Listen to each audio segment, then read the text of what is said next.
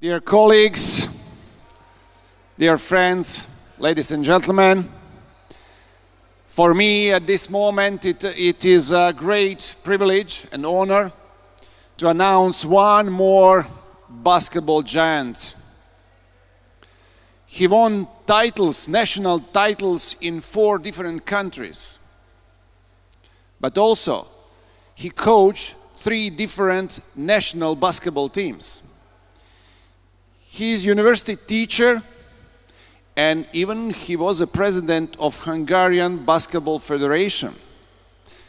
But ladies and gentlemen, first of all, from him we can learn about the life, and that is most important message and announcement today for coach, Mr. Professor László Németh. Please give him a hand.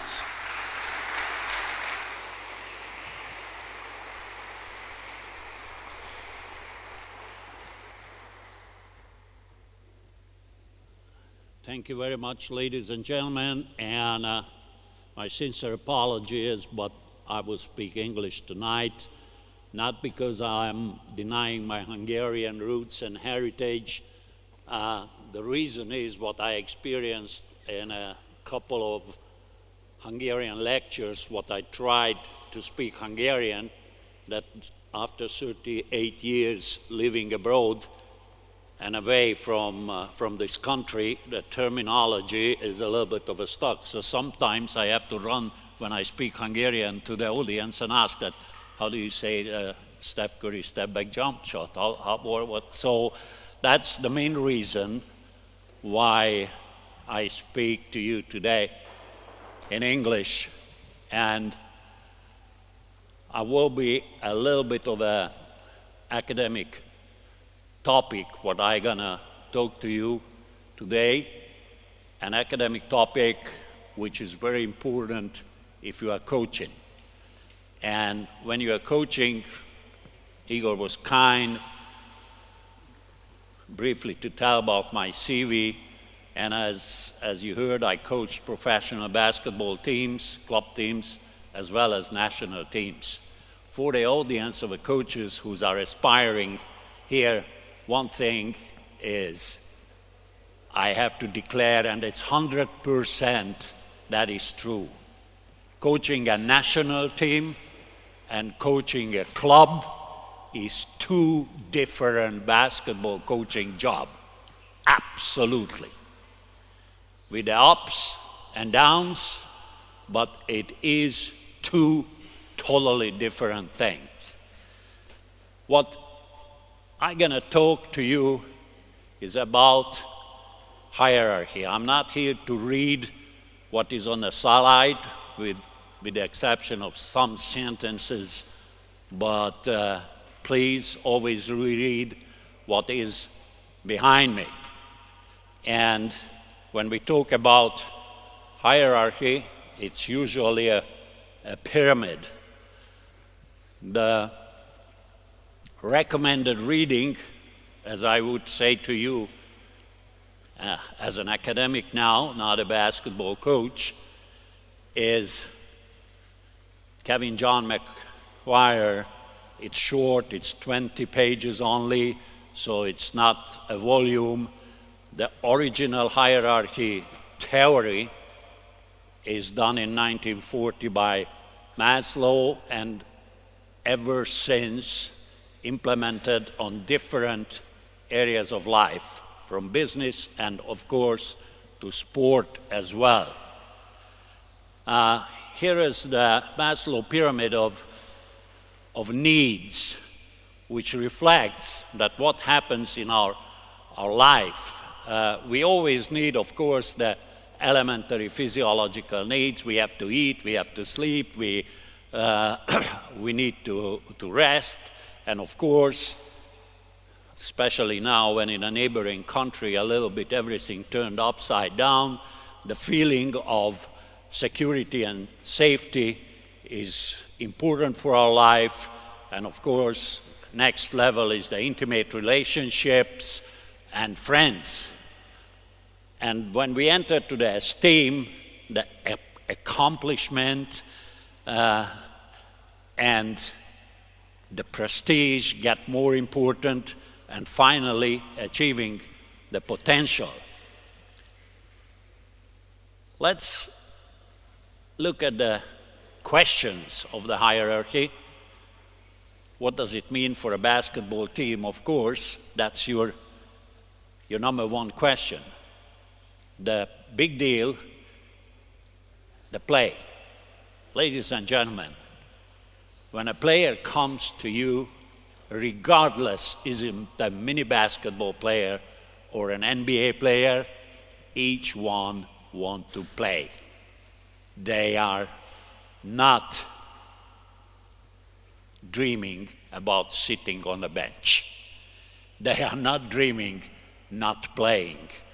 If you coach young teams, you very likely met with that issue when a parent come on a, my child is fantastic. Bob just told me that he is receiving a bunch of letters saying, oh, my son is same like Steph Curry, baby face, and can shoot on the back door of the house.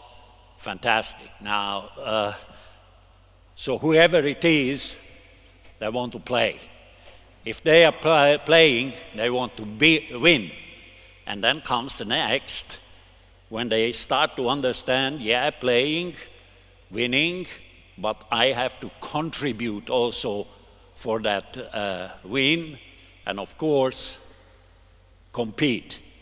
What is the top issue is when we talk about players, teams, we are belonging to a community, we are belonging to a team, so we have different feelings. Yeah, those great Olympic champions in swimming, you know, Hungary is very good, and about morning, up and down, up and down. Yeah, it's a tough call. There is hierarchy. Here we go. I played. Many of you played as well. And even in a beer game, what we play, there is a hierarchy among the players. This hierarchy is not written. It's not written, but it exists, and it's away from the coach. It's away from the coach, and it's among the players, and there are a lot of things happening on that hierarchy. But the coach also have a hierarchy in his mind about the same team, okay? And the two hierarchy is very often different, and it could lead to conflicts. We have the hierarchy and we have the players, and we need a gearbox that they can excel. So, if I recall you the previous slide, there is an important point, what I emphasized, that the player must feel that he belongs. Belongs because he is important. Important because he is the best scorer, the rebounder, he gives the most assists, whatever. So he belongs, okay? Therefore, he feels that he's ready to excel, and if he's ready to excel, he wants to move up the hierarchy. So the hierarchy is not permanent. The team which has this hierarchy have an on-court one and an off-court one, and the two is mixed together, and somehow the players are existing on that and have our hierarchy, as I said, and everything, the engine behind it, it's me and my staff. It's not just me, it's me and my staff. If we want this gearbox work, then we have to cater the athlete needs. And if we want to cater an athlete need or athlete's need, Of course, we have to know what is the hierarchy, what we are touching, and especially big deal is where the star player fits, where that star player fits. Will he absolutely mess up the gearbox, or will he or she really help that engine working? So the hierarchy is different. So the players have a hierarchy, okay? And this hierarchy is the basic principle of the hierarchy of what they can do on the court. Okay, who is the best athlete, who is the great passer, and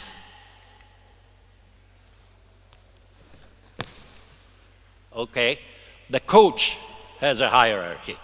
Okay, I'm sure you have seen on those cartoons in the printed press before that, oh, spot the difference.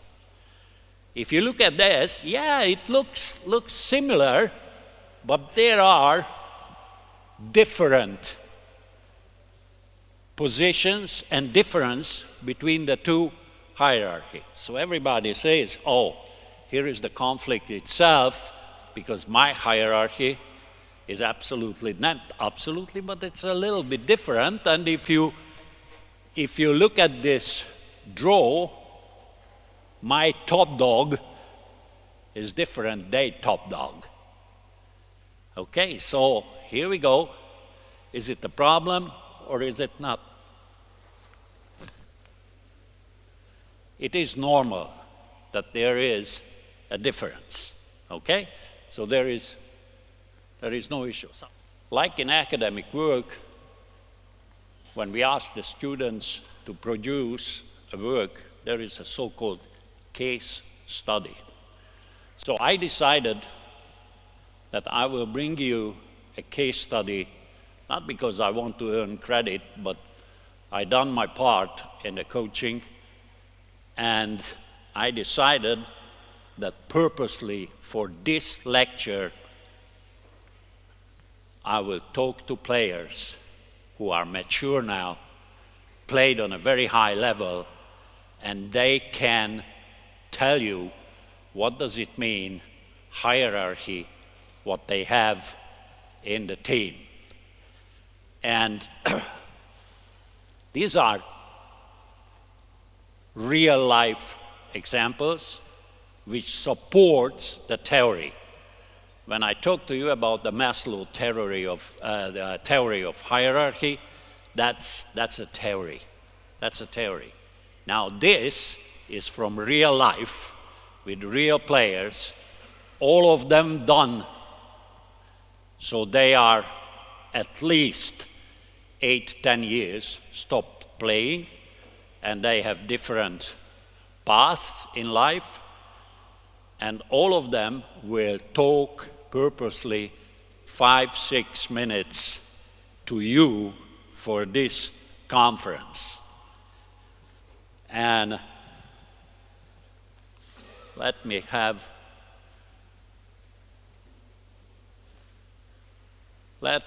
this gentleman, and what I have to tell to you about this gentleman, he was England captain when I arrived to that country. He was a very established Mr. Nice Guy, they often called him, and he was long time the team captain and continued and played for me as England captain. Wasn't the best player. That's the funny scenario in it. You have a hierarchy, but an established person is not the best player, by far not the best. But he was able to communicate with his teammates, and we, coach and coaching staff, liked him. He's a true gentleman. Even towards the end of his playing time, everybody liked him. He became a coach. He became a successful coach. He won Commonwealth bronze medal, which is something you know very little about that competition, but there are great basketball teams: Canada, Nigeria, Australia, and England, Scotland, and Wales, like in a football competes. So he, on that team, was the team captain, became a coach, so have experience. The Queen awarded him with the Order of the British Empire for the service of basketball. So from that moment, like with Nick Nurse, we used to call him His Highness of basketball. Okay, so let's listen to him, how he addresses this conference, please. Question again, because you were team captain with the national team for a long time, and there were practically NBA players coming to the program to play, and they were not team captains. How does it affect the team hierarchy? I think, well, in my case, because I had the captaincy role for a long time. I started with a lot of friends of mine. We were about the same age, and then I grew into the role. And by the time the NBA guys came into play, I think they respected what I had done in the game. So that was a start. And some of those, I think, saw me play growing up. But I was good friends with Steve Botton. We grew up together. He was one of the guys that came onto the England team. So we were thinking along the same path. So when people came in as the captain, you always got to have that person to back up what you say, as well as the coach. And that's where Steve came in really the later years, when the more as the game got bigger over here and the college guys and the NBA guys came in, he was very useful in that respect. If you want to choose a factor which is significant in the team hierarchy, again, away from the coach, what are the most important, or what is your order? Age, skill, earning power, IQ, social skills? In terms of the hierarchy of players, there is a lot of ego in this game, and I think that's one of the things you have to really work with. The young guy comes in, who's maybe he's a good player, he's got good skills, he's better than maybe some of the older guys. However, he's got to understand how the team works. It's not just on talent, it's all about working together. And again, if you've got the ethos down and you've got the players around you, with the hierarchy, as we mentioned earlier, it makes things a lot easier. Then they will fall into line. There comes a time where the player might think he's a lot better than what everybody's holding him back. But he's got to realize it's not just for him, it's for the good of the team. So, you talk about people's IQ that comes into it as well. They've got to understand that the big picture, for them to be successful, for the team to be successful. Can the hierarchy change as the time goes? Yeah, it has to. It has to. If you stand still, you fall behind. I remember that's one of the things you used to say. So you have to change with the times. Sometimes, when I was coaching, I didn't agree with it all. But for the program to move forward, you have to change some of your ideas and adapt as well. Same, we talk about the hierarchy. If they come in, they can easily unstable the situation. People who say, for example, sponsors or the people who are management of the club administration, they could easily unstable things by talking to some players saying, you should be this, you should be that, I'll give you this, I'll give you that. You know, that all unstable things. And that's where the hierarchy of the team will come in to keep people in line. Thank you very much, Pete. I'm sure a lot of young coaches will benefit from these wise saying what you said to us. So great. Here is Mr. Nice Guy. I had no conflict with him. He was backing me up, serving us. He was great. He continued on a coaching. Was very successful. Now let's see another kettle of fish, and Nick Nurse were already mentioned him, and I was glad to hear that London Towers, Birmingham Bullets clash, because as you can see, his resume, and even he is on the front page of my basketball book, is a different kettle of fish. You heard also Nick Nurse saying, and it's in all of our life happens when we walk into a new team, the established hierarchy says, who the hell is this guy? What he will tell me? What he will tell me? I'm a North Carolina graduate from Dean Smith's program. I played for the Lakers, and you can see how many teams, and he came from a shitty communist country, and he will tell me what to do. And that's normal. You have to live with it, and you have to convince that that approach is not right, and how you convince is of course not verbal. So let's see just for a second what kind of a player he is. This man, wearing the number 13 shirt for the last time for England, Steve Bucknell, his 91st cap for England, 1,369 points, and of course what a player over the years, formerly at the University of North Carolina, and then of course went to the NBA, the Los Angeles Lakers from 89 to 90.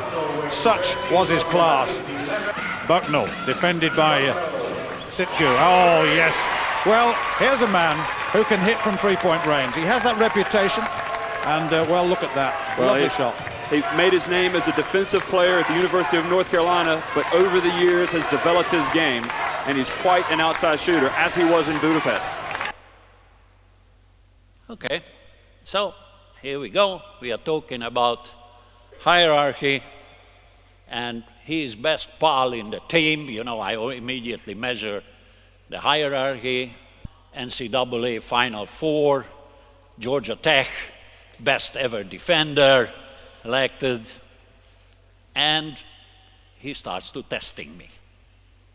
And you know, you have all of those pedagogical ways to deal with it, and they are absolutely lifetime friends ever since. So, coach, you have to establish authority, or you have no job. Your way is not my way, so the highway. And the top NBA dog is his best pal. So the hierarchy could collapse any moment, because if Steve says, okay, I'm with my pal, I'm with this communist, out from here. Okay, so there are a couple of nights when you are really worried at what happens next. Anyway, we arrived to the point that we established, we started to work, and through all time, all 10 years, he played for me, okay? And as I said, he was also, okay, I'm the big dog, so who the hell is this who is telling me what to do? Just somehow it is an interesting thing. Bob McKillop said that he's attending player's wedding. I was invited to his wedding after a while. Okay? So let's see what he is telling, because after long years, I was asking him in this interview, especially presenting to you, so what about, how did you feel? Why you did not retaliate against me when I kicked ass out from the England team and he never played ever, despite being such a top NCAA dog and your best pal. How do you reflect on this? This was the first time that I asked him. Please. Hello, Steve. It's good to see you again, and I will have a couple of questions to you, and the young coaches watching this interview are really keen to hear your opinion, who had a big time in basketball and can reflect now of that time. My first question to you is, players set up a hierarchy among themselves, away from their coach and away from other factors. What are the main features, how you set up? Earning power, intelligence, position, where the player plays? I've never really thought about that, but obviously in my career, I've always been looked at as a leader.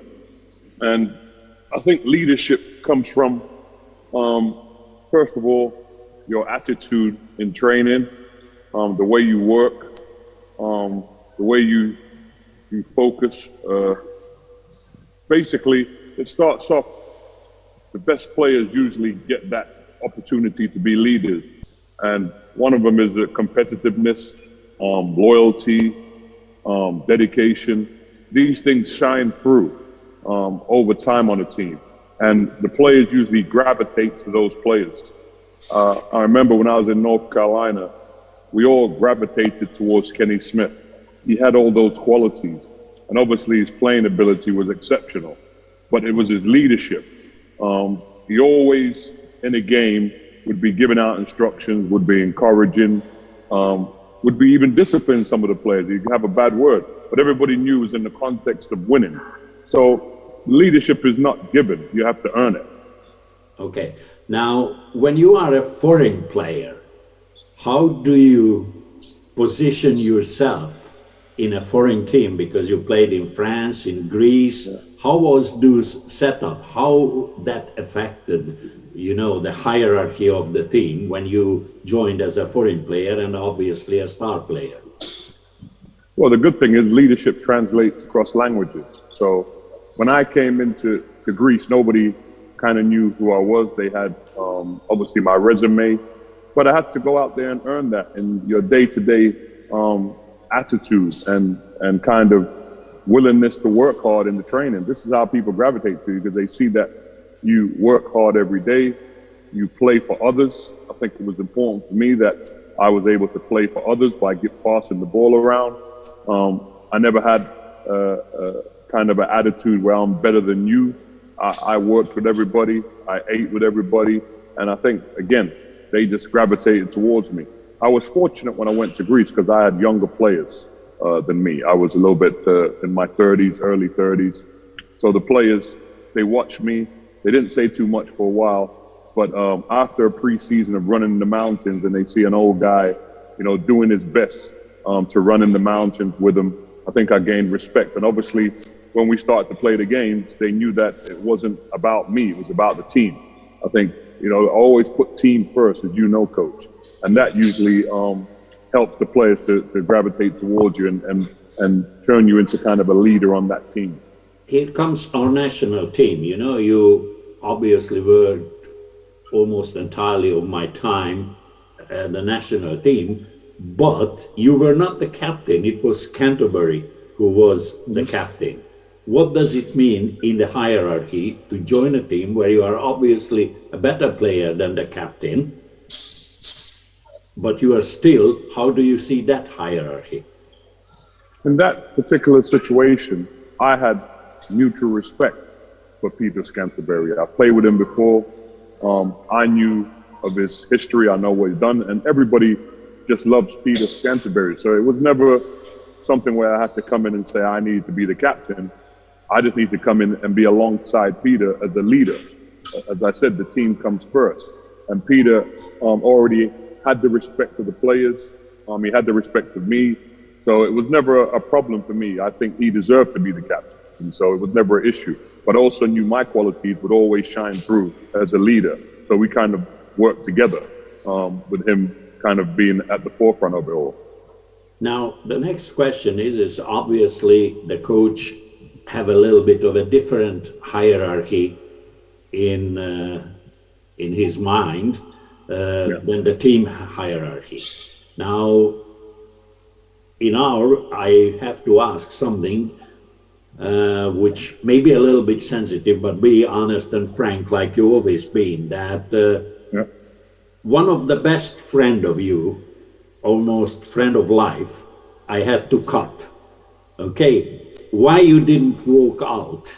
Because usually players show absolute solidarity with the best friend, you know, when it is cut by the coach. The thing about me is I'm able to separate these things.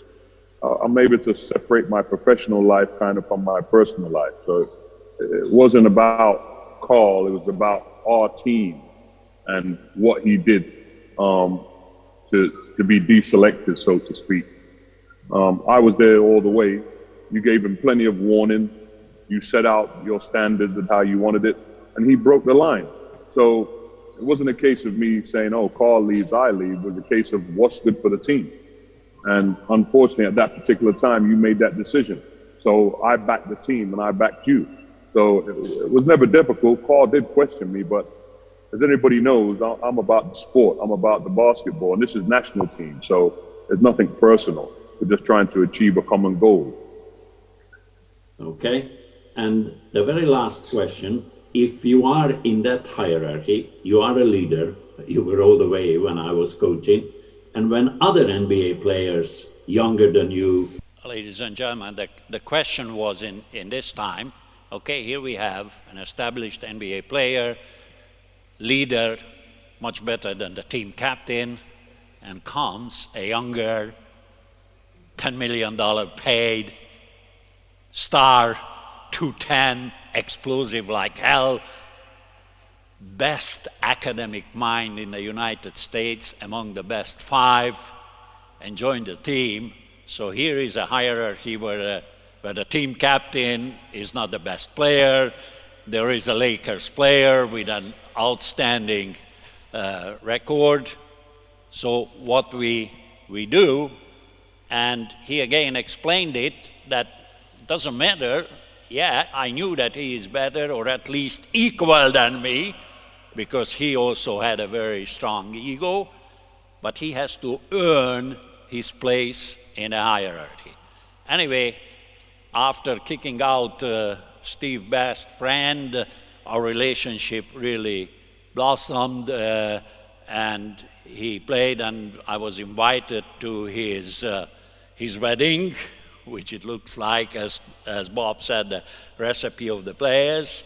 And I was already out from the United Kingdom when he retired. The very first thing, once this one popped out from my post box. Coach, this is yours. It was my last game. So I said, okay, here we go. To do everything was worth. So here is the next player. Played for Iona, NCAA, 2'16", left-handed. Every coach wants a number 5 player who is left-handed on the low post. Come on, you would offer a contract immediately to your team because left-handed, low post, wow. His name was Ian White. He was a great guy, coachable, fitted into the hierarchy, but somehow couldn't deliver as the data shows that how good he is. He's also an intelligent. Now, today, he's a Hollywood movie star. He is the Predator. If you have seen that film, he appears in the Harry Potter. And on several occasions, I invited him. He came to the basketball camp. The kids loved him. you know. And he spoke about how much sport and basketball contributed to his life, because sometimes he has to really train, because it takes 2.5 hours just to dress up to a shot on a movie industry. So what I asked from him, similar type of questions, and of course I had to ask that, come on Ian, a little bit compare for the coaches here, different aspect of life. What does it mean to be a movie star, and how is the hierarchy in a movie industry, and how is the hierarchy, of course, in the sport what you lived? So let's listen to Ian White, only for you, for this occasion. Of course. Ian, welcome, and many young coaches are keen to hear your two experiences in life. First of all, if you could tell me something, how did you feel in the team hierarchy when you joined, for example, our national team? Right, well, I guess we should start with identifying what the ideal team hierarchy should be. In my opinion, I think the ideal team hierarchy should be where the captain of the team is the player with the highest, with the strongest personality, the greatest responsibility, the greatest level of experience, and the greatest, rather the highest moral aspirations for not only himself, but for the team's success, rather. In reality, that doesn't really happen, except in the most successful teams with the most successful coaches. You know, a lot of the time, the player with the strongest personality is the player that the players with the weakest personalities will flock around. And that doesn't normally align with who the team captain is or who has the most experience, etc., etc. Yes, in our case, you know, captain was Canterbury, but we had many other players whom we could consider as better players, stronger leaders, but still Scants were the captain. As I recall, I think your criteria for appointing a team captain was the player with the greatest level of experience, i.e. the most caps. Yeah. Now, how can you compare this one in the movie industry where you spent the rest of your life? It's a different kind of hierarchy because, you know, in sports where you're on the court or on the field or wherever with the same amount of people all of the time, when you're making a film, people come and go, actors come and go. They step in front of the camera, do their work, and then depart. And you could be working with different departments, different actors, sometimes even a different director on the same project. But the hierarchy is this: the director is the lead creative. It's his vision, and he is the top of the tree. Okay, so you know his opinion is what matters the most, and he has the greatest level of respect from everyone on the production because he's the person who actually approves everyone else's employment within the film. Because you know the director will go after, like for example, when a coach goes after certain players that he wants to be a part of the team, the director will go after certain creatives who he wants to be part of his creative team. But a lot of the time, you're not working with those people all of the time as you would be in a sporting environment. Okay. Now, the last question, Ian, to you. Do you agree that a coach hierarchy, what a coach sets up, in his mind about his team could be very different from the real hierarchy, what the players set up among themselves. Yeah, they are. Yes, most of the time it probably will be different. But these two hierarchies have to coexist, because any coach is going to be able to notice the core dynamics within his team. I.e., if you appoint a team captain because he's got the most caps, or the greatest level of experience, or he's won the most trophies, etc., etc., the team hierarchy amongst the players, he may not have the greatest level, may not have the the strongest personality, or he may not want the responsibility. He may appoint a player with the most caps, who may be at the end of his career, although he's still got the greatest level of experience, but he may not want that responsibility. So I think you've got to understand your players and understand the, first of all, know your players that you're bringing into the team, and know how they're going to respond to that kind of hierarchy, whether they have, weaker personalities that are likely to flock around somebody who has a strong personality, regardless of whether they're in a position of responsibility or not. Yeah, thank you very much. And I'm sure that the young coaches who will listen to this short interview will benefit from the points. What an excellent ex-pro player, and later on somebody who made a great life in another area, they will definitely benefit. Thank you, Ian. Pleasure to talk to you again, László. Take care. Of course. So let's go to the next player, one of the most controversial player whom I had to work, or we had to work, and had to integrate to the team. I mentioned to you already, unbelievable talent, explosive like a guard, with the size of a number 5 man. He could shoot the ball. His first step was so quick, and he was a very interesting personality. He joined at a later stage, but that's how our relationship started.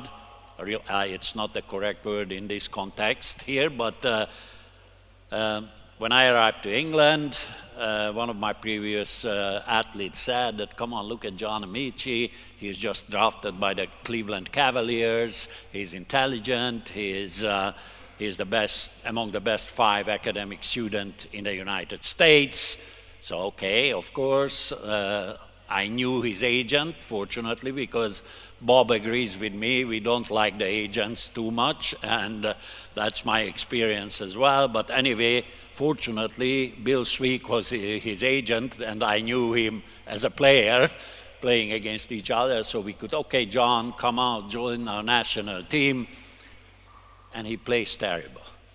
1 game, 2nd game, playing against Ireland, scoring 4 points and keeping on a warm-up game. So comes the first European Championship qualifier, and I said,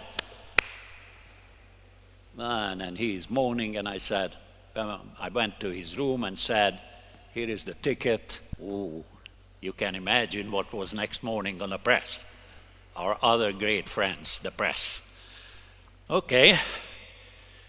Anyway, Bill Sweek, we qualified, we did the job, so Bill Sweek calls me after 10, 15 months and says, listen, László, come on, get sorted out. I mean, this is still a good player. Okay, and I speak to John. John was very special. When I yelled on the team, or we yelled on the team from the sideline on training session, he just said, stop, coach, just explain to me, and I do it. I don't want to hear yelling. But the rest of the team takes the yelling. So somehow we also have to deliver the session, and we don't have time for academic discussion on the sideline when we want to achieve something. So, on top of it, he already integrated to a hierarchy, of course a big competition because equal Bucknell, North Carolina, Dean Smith program, John Amici, best 5 academics, new NBA, bigger contract, so everything goes on that field. And then, stunning, he comes out and says, I'm gay. Now, can you imagine, and you coaching also, I mean, male basketball is basically a macho environment, I mean, even now. Woo. Woo. Here you go, coach, you need both, but one is on the toughest part of life. Here we go, an intellectual, still a great player, and they have to play together. So back to the team, and we start working together, and let's see now his reflection and his interview to you, fellas. I am ready. Next 8 minutes. There we go. Hello. John, it's good to see you. Good to see you too. Thank you very much accepting my invitation to talk to the young coaches, and definitely they will benefit from the experience what you had. We shall see. The question to you from me, that could you briefly explain how the hierarchy, the team hierarchy, is built among players? So away from the coach and the coaching staff, there is always a hierarchy. And what are the deciding factor? I mean, IQ, intelligence, earning power, basketball skills. So I'm really keen to hear about your experience with us in the national team, as well as in many other clubs you played. Yeah. And So, NBA. yeah. I mean, you know, this is something I'm interested in even now, as in workplaces, and I don't think it's any different.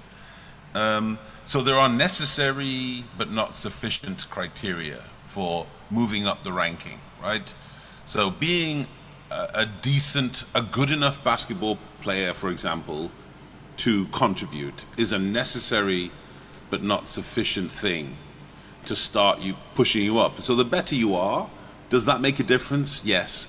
But I've been on teams where literal all-stars have not been top of the totem pole, and yet a kind of what we would consider a journeyman kind of good player but never going to be outstanding has a much higher status on the team because of other things that they bring. Sometimes that's the person you want to talk to when your game is off. Sometimes that's the person you want to go to when you are having a hard time translating feedback from a coach into something you can actually use. Sometimes when you have failed to learn something that others have, a new play or something else. There's tons of different reasons, but I think there is a pro-social element to being at the top of that hierarchy. Okay. How did you see yourself as a star player, as an NBA player, joining our national team, while obviously every department you were better than many of them, and you were not the captain of the team? It was an established person, Peter Scantlebury, who was a long-timer, and from the point of basketball, he never reached that height like you did. Yeah, I mean, I look back at that time, and he was absolutely the right choice. And not just because of tenure, because tenure is a bad reason to select a leader. Just because you happen to be able to stick around for a long time doesn't necessarily mean you have the qualities to lead or be considered one of the people who's higher up in the hierarchy. But the job he did of settling people down, the job he did of listening to people who were complaining and moaning, or people who were having a tough time. The job he did of diffusing tension between players all went on without the supervision of a coach, if you like. So the right person. I think good players should know how to deliver, hopefully on court, their technical brilliance at the same time as understanding that their role in the team is not necessarily, just because they are technically brilliant, to be the leader of it or be the most important person in it. I very much understood that there were people on that team who'd both been around and seen some stuff. People I respected when I started playing, frankly. So it wasn't much of an issue. But I think it's a tension that does occur in a lot of teams where the best player automatically thinks that they're supposed to be seeded the highest amongst the team, and that's where you see teams disintegrate and eat themselves from the inside out. And John, what is your opinion? What can destroy a hierarchy in the team and affect the team performance negatively? And I'm strictly talking about players' perspective. People who come in and don't respect that there is an existing hierarchy, even if they plan to usurp it, even if they plan to move themselves higher up in the hierarchy, but they come in and make the assumption that they should be the top dog, that everybody should listen to them, that's problematic. You have to earn the right to be seen as the top seed. You have to earn the right to be seen as, and you do it in a multitude of ways. How you play, how you interact with players, whether you value minority contributions. I think it's one of the biggest things about understanding, especially with basketball teams. It doesn't matter if you lose. If you lose by 2 points, it doesn't matter if you lose by 2 points because your top guy who's supposed to score 30 scores 28, or if the guy who only comes on for 5 minutes but always scores 2 points doesn't score any points. It doesn't matter how you lose. It only matters that you lose. And the team hierarchy then, that helps you understand that it's not just about the number of points you score, it's about your consistency of delivering what you promise you'll deliver. And maybe that's the narrative for the whole of the hierarchy. Do you deliver what you promise to deliver always? Can you be relied upon to diffuse tension, to be diplomatic, to be someone people can talk to educate and induct players? Those are the things that I think are important for people at the top of the chain. And finally, because you played Europe as a pro in top European clubs, you played for our national team and you played in the NBA, so really a lot of stars after your name. Did you feel different positions in the hierarchy? And what was for you, if you recall, where you were the happiest and the most comfortable? I mean, it's not hard for me, that one. I mean, I felt happiest in probably in Orlando because it was my heyday. I was scoring double figures a game. I was starting. I had a role that allowed me to do what I like to do, which is to score and not do much else, because I had a group of people around me who were defensively amazing but couldn't score to save their lives. So there was it was a remarkable synergy. But I also enjoyed playing for Jeff Van Gundy, and I didn't play in a single regular season game for Houston. Didn't play in a single regular season game. But I enjoyed it because I had a role. Even though I was way down the hierarchy in terms of technical, I didn't play. I had a role in the locker room. I had a role talking to players. I had a role. So I enjoyed that too. It's harder, I think, because outside of the team, the lower you are down, the less minutes you play, the less of an obvious contribution you make in public, the harder it is for people to see the value that you bring. And that's hard, I think. John, thank you very much, and thank you very much for your time. And we are very, very grateful that... Then we made it up. As you heard, he says his best time was with Orlando, and he played with other NBA franchises as well. and foreign clubs, local coaches, to Chris as well, and once again, when he finished, comes in a post, a box, this one. So, when you work, you must make decisions.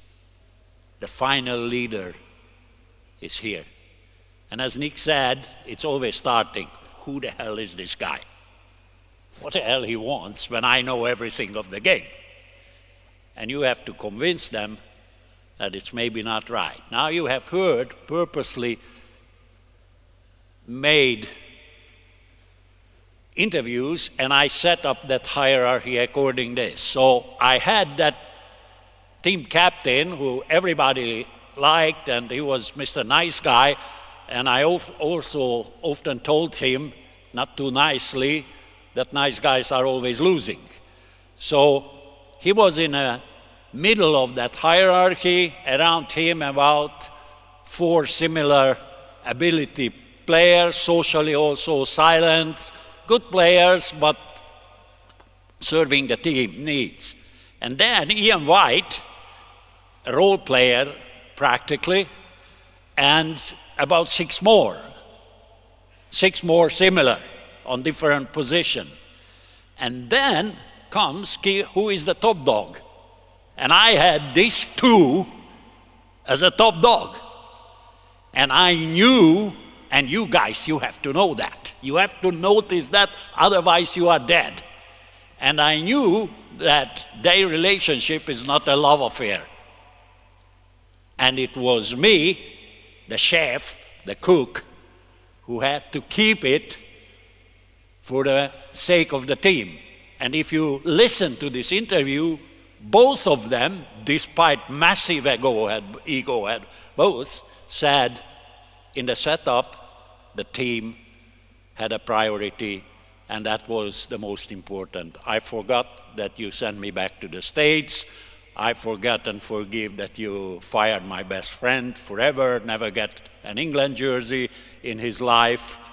Funny enough, he is a successful England under-18 coach now, and called me and said, I'm sorry, I know now, because he experienced.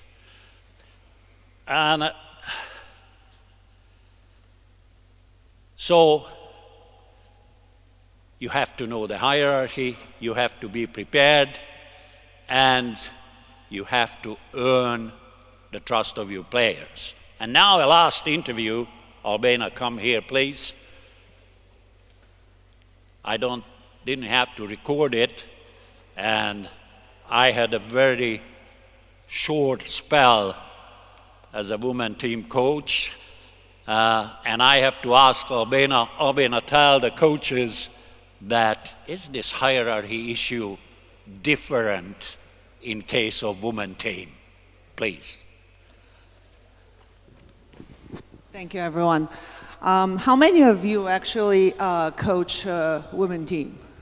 Can you put your hand? Okay, so a lot. So we all think that men and women are different from different planets, but we're all the same. And we always think that with women, it's all about drama, but there's a lot of drama in men's team as well. We're just choosing to express it in a different way. And with what László is presenting in the hierarchy of the in women's team it's very real. We're just looking for in a different way. We are looking for somebody who will support us in being competitive, of winning, and building that trust among our teammates. So I've been in all the pyramids, being on top, in the middle, and the bottom, and it's always about maturity and accepting the roles. The more we are not clear about the roles we're playing in the different teams, the more we are driven by our ego, because we all wanted to play and we wanted to succeed. So what I wanted to say is just like things, I share all these feelings with all those players. They just presented it. Thank you. Thank you. So,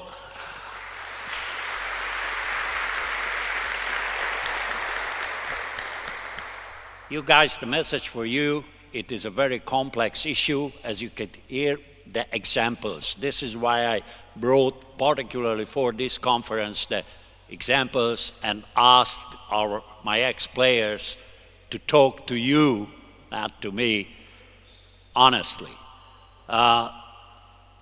You have to build a strong ownership, but within that ownership, every single player is also responsible for their own performance. What I could say about the leadership is the art of persuading people that they can do more what they are able to do. And it's you. It's you, the leader. Okay? You have to connect the team, rise above the rest, and deliver.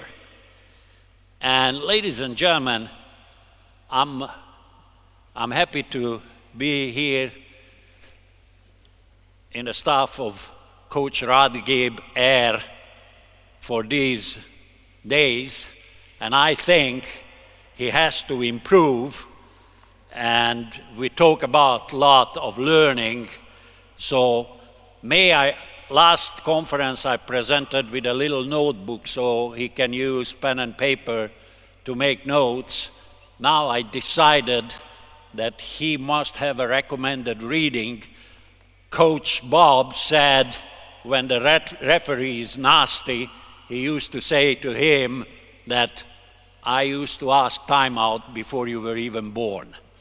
Now, I decided to present Radgeb Air with my thanks for a source material published in the United States, as you can see, in 1940, before you even asked your first timeout. Enjoy reading. Köszönöm szépen. Wait, because I want them to.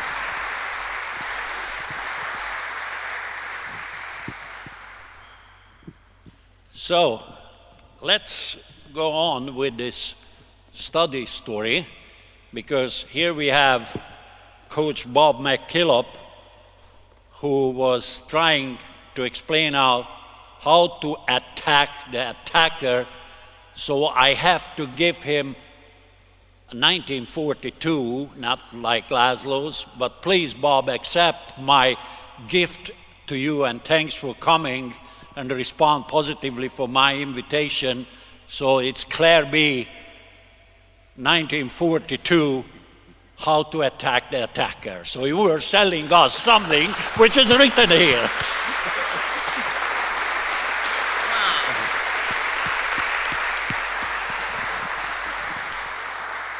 And of course, ladies and gentlemen, yes, learn. I noticed that once of a time my assistant, at this time when he is at the Mount Everest of basketball, still making notes while coaches and others were speaking. And that should be a message for you. So, Nick, you also deserve a source material. Coach Nick Nurse, it's time to learn defense. And this book, presented to you, also published 1942, well before you asked your first time out.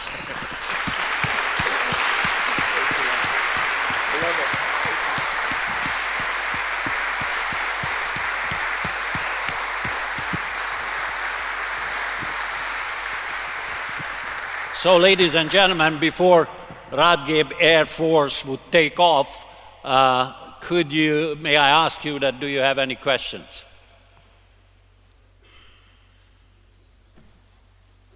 I will answer Hungarian if necessary, so don't worry now. Yeah, here we go.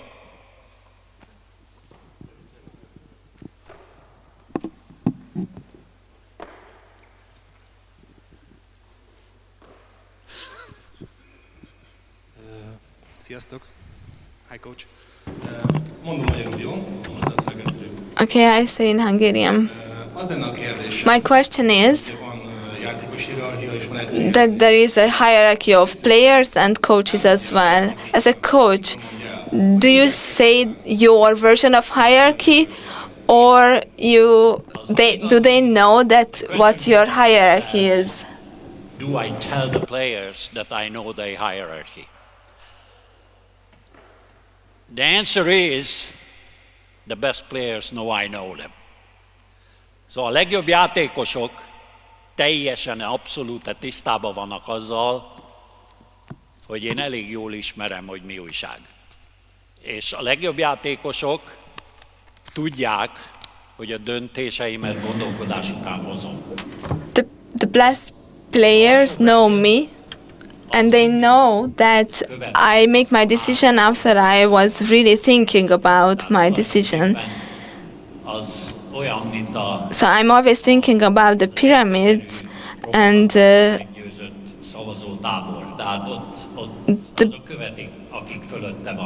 bottom. The best players always know what is the hierarchy, and they know that I know it. Okay? And there, as you could see on the pyramid, there were 3 unit departments. The last department is always follows those who are higher up, because they hope that they will step once upon a time, so resisting from the bottom when there is 3 layers above you, there's no chance. Okay? Köszönöm. Az lenne a kérdésem, hogy mit gondolt tanár úr a csapatkapitány választásról? Nyilván az elmondottak alapján általában ön választott. What do you think about the role and the choosing of the captain of the team? What do you think the players choose the captain, or the coach chooses the captain? The question is regarding that selecting the team captain. Should the team vote, or should the coach appoint? The best option, when I know the team already and working with them, I usually have the opportunity to appoint a captain. But this is dream word. That never happens. Usually, when you get a contract, you arrive, and there is an established hierarchy already with the team captain included. So you have very little chance to change that, with the exception if you fire it. But if you fire it, means you cut, so deselect, okay? And in a club scenario, when there is contract and there is owners like Mr. Turek, that means further complications, okay? So if you are in a fortunate situation that you are appointed as national team coach, again as different role, as I said, 2 different jobs, first time ever you do the selection, then it's an option that, okay, players, vote for it. Vote for it, and in a secret ballot, they know whom they trust because they are playing against each other, so they have some knowledge. Okay, and you have to accept that, especially if you are a foreigner. You know, I mean, everywhere somehow at the bottom line, yeah, I have now different passport, but I'm still a foreigner. A foreign coach walks in and appoints the team captain. And you could hear these people reflecting, and this is why I asked them for you. It's for you guys, because we lived it through and we know it is for you to see what is in the player's mind, and you must know it. So sometimes it's a given fact. Then you just have to go along. If you cut, deselect, then you can vote. It's good good to ask for a vote. It's democratic. It's democratic. And usually it comes out what you know already. What you know already. Are you happy with the answer? Thank you. Yes, here we go. Mennyire könnyen kezelhető az, hogyha egy kialakult csapathierarchia hirtelen egy... How can you handle the situation if an established hierarchy must change because some injuries, because of the game, or something like that, because we are in the... Injury takes out the captain. Nowadays, in the teams, they used to have a co-captain very often. The serious teams has somebody like a kind of a shadow of the team captain. It's not common that both, it could happen, but it's not common that both goes out due to any reason. If that's the case, then you appoint, and it's pedagogically very important that you say it's temporary, okay? So when those guys are coming back, then there is not a clash between the egos that, because there is nothing worse when the coach have to put order with players' internal conflict. You have enough. He turned the ball over, his shooting percentage declined, you have enough professional issues, and you have to, because it will happen, but that's not a happy part of our job, to settle conflicts within the team and within the hierarchy. But, and this is how life, you also encourage internal competition, because, as I said at the beginning, every player, mini basket or NBA, wants to play. So you encourage internal competition, because that's the fuel for the team to go forward. Happy? Oh, Fabio, signor! At the end, finally, okay, the most important thing is the relation with our player, then the zone defense, then the one-to-one defense, the pick and roll. It's true? It is true. I mean, that's our job.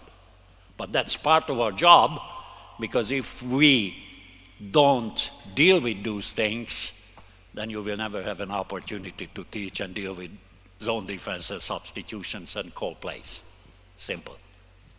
Ladies and gentlemen, thank you very much, and I'm pleased that I could be with Rajiv there.